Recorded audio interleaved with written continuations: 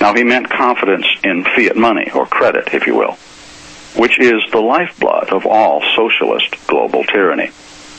Confidence in gold coins doesn't require nearly as much government assistance.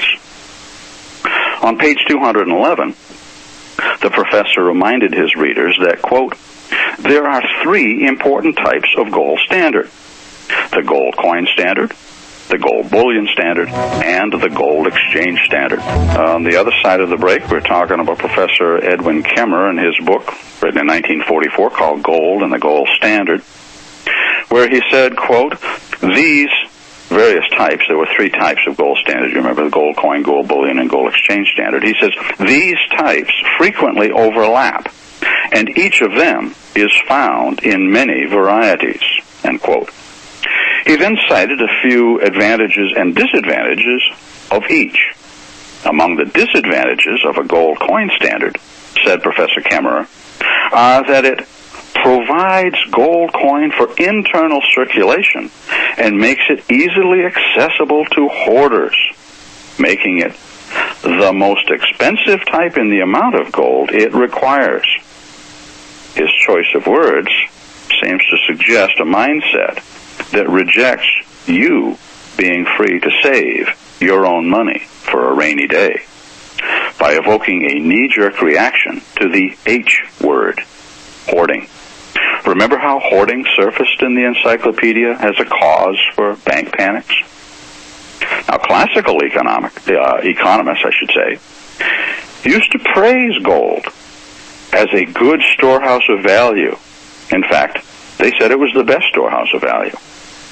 Savings were once encouraged as wise and prudent, but now it's called hoarding. You see, a world of instant gratification requires that you borrow and spend, borrow and spend, borrow and spend to sustain a materialistic throwaway lifestyle of perpetual interest-bearing debt, which is an absurd and unsustainable lifestyle. But not to worry. The international carbon tax will punish your unsustainable habits and overconsumption. Professor Kemmerer didn't happen to mention that chief among hoarders, however, were the bankers who paid Grandpa interest on deposits to induce him to store his gold in their vaults and to their trustworthy care. Just 20 years after the Fed opened for business in 1914, they confiscated his gold in 1934, a fact which Professor Kemmerer seems to have forgotten only 10 years later when he wrote his new book in 1944. On page 213, he sides with the banking fraternity, saying, quote, with the gold standard, the management that will be required, see, we're going to have a managed currency, you see. It should be conducted, he says, according to certain established principles that will be accepted by the world's leading central banks. End quote. So you see, he had no qualms about central banks. He continued this theme on page 220, saying, the principal monetary authority in each country should be a central bank.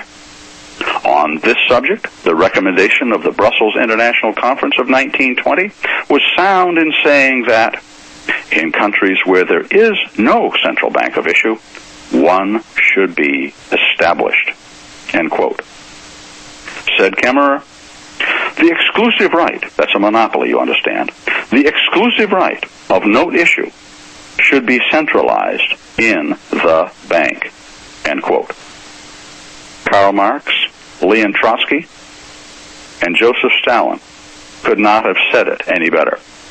And this from a man who some folks look to as an opponent of socialist Keynesian economics.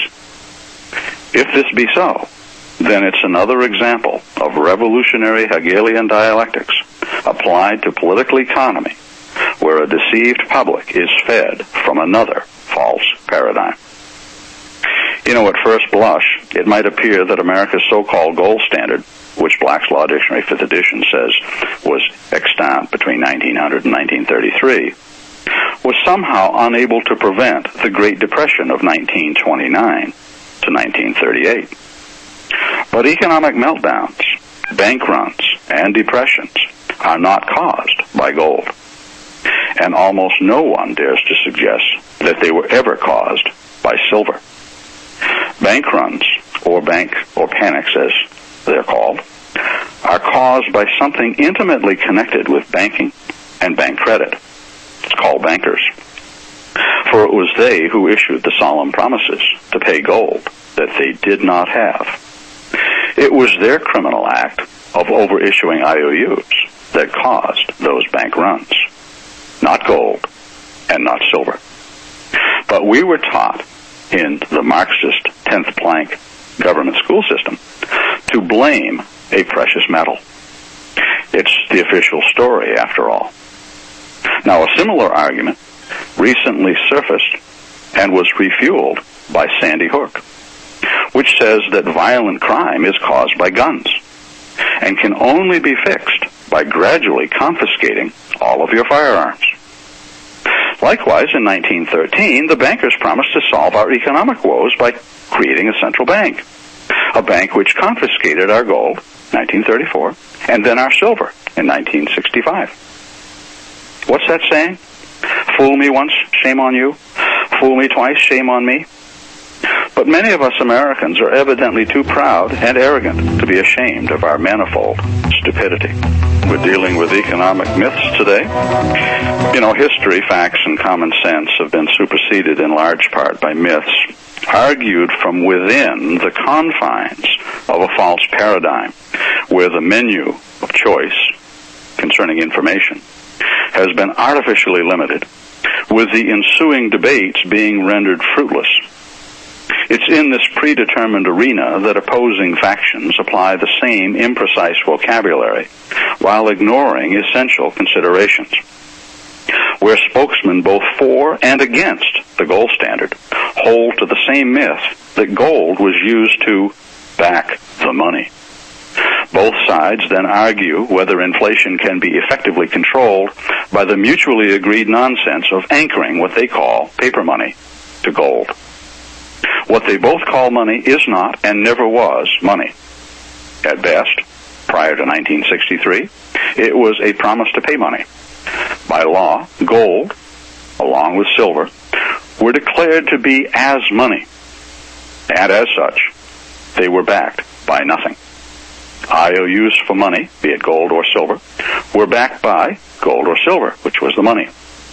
Notwithstanding the fact that all legal tender gold and silver certificates and notes, even if they had been 100% redeemable, circulated in violation of the United States Constitution, for those of you who profess an allegiance to that document. You know, there's a school of economic reform, distinctly populist, which is hostile to gold. One reason for this hostility is found in the protocols of the learned elders of Zion, which populists and others have construed incorrectly for want of accurate definitions as applied to economics. In a nutshell, they believe that certain bankers own virtually all of the world's gold supply, and that it was they who foisted the gold standard upon us for the purpose of ensuring our economic enslavement. Now, on this latter point, they are correct. But with respect to owning all of the gold in those central bank vaults, they err. Unless, of course, the international bankers acquired that gold by lawful means, in which case it would lawfully be theirs, wouldn't it? If, however, that gold was obtained unlawfully, then Congress needs to commence foreclosure proceedings against the Federal Reserve System to recover the gold and return it, along with our monetary silver, to general circulation. Unfortunately, Congress benefits from their conspiratorial partnership with the Federal Reserve and therefore has no vested interest in solving our dilemma, which is one reason to reject the idea that they can cure the problem by nationalizing the Fed, whereby Congress would become the absolute master of all industry and commerce, to quote President James Garfield. Which brings me to a major flaw in the populist platform. That being that the sins of banking are only found in private ownership of a central bank, not private ownership of banks in general, and that a privately owned central bank charges interest on principal created out of nothing. Replace the word private with the word government, and all of our miseries mysteriously are said to come to an end. In fact, populists tout this as the only constitutional solution, which simply is not true. But now, speaking of truth, let's go to the book called The Truth in Money Book by Theodore R. Thorin, a mechanical and aeronautical engineer, and Richard F. Warner, also a mechanical engineer, my copy being from 1989, and it's identified as the updated 3rd edition. These authors are thoroughly antagonistic to gold, their position being summarized in Appendix number 11, entitled Monetary Science. Well, they're engineers after all, so they like the idea of science. And the gold standard. So monetary science and the gold standard, we're going to start at page 261, and we've got 8 pages. I won't read every word, but they have 8 pages where they pit their prowess against gold, or a gold standard, whichever it may be. So let's start on page 261, where they have the title. And the title seems to suggest that their position is scientific, and that gold somehow resides somewhere outside this realm of reasonableness, which we generally ascribe to science. They say, quote, "A vault filled with gold bricks seems solid and secure, but the question which must be faced is, will gold stop inflation? The answer is no." Now, on this point, Mr. Thorin and Mr. Warner are correct. But they argue from within a false paradigm where monetary gold is stored in a bank vault, while only God and the bankers know how many IOUs for that gold actually circulate in the economy. The more bogus IOUs to compete with that gold and for your wealth in the economy, the more inflation, which the authors seem to acknowledge. Next sentence. Gold convertibility can never halt the inexorable increase in unpayable debt produced by fractional reserve deposit expansion banking. Now, they use a rather complex term there, fractional reserve deposit expansion banking. They could say it a little simpler, I think. It's just the fact that banks create funny money out of nothing. Okay. Now, they're correct here as well. But this is not a flaw inherent to gold, but rather the crime of creating and lending deposits of money, which should have been gold and silver, that did not exist. Now, to this problem, the authors respond, saying, "This is the flaw which must be removed from the monetary system in order to make the dollar inflation-proof and stabilize the economy." Well, having swallowed much leaven of the economic Pharisees, the authors begin to slide down the slippery slope of confusion by assuming we even had or have a monetary system, which we do not. As the Federal Reserve Bank of New York pointed out in 1977, quote, "The Federal Reserve System works only with credit." Page 12, keeping our money healthy. What was the money? Credit. And credit is not a synonym for money. Furthermore, dollars, which are simply units of measure, were never subject to inflation, any more than ounces, gallons, or cubic yards could be subject to inflation. On page 262, they say, quote, "First of all, the question needs to be asked, where is the United States going to get the gold needed to back the dollar under a gold standard?" Before answering this question, we need to address another misconception about gold backing the dollar. Units of measure are not backed by anything. The gallon, for example, is not backed by water. The pound is not backed by beef or chicken. And cubic yards are not backed by concrete.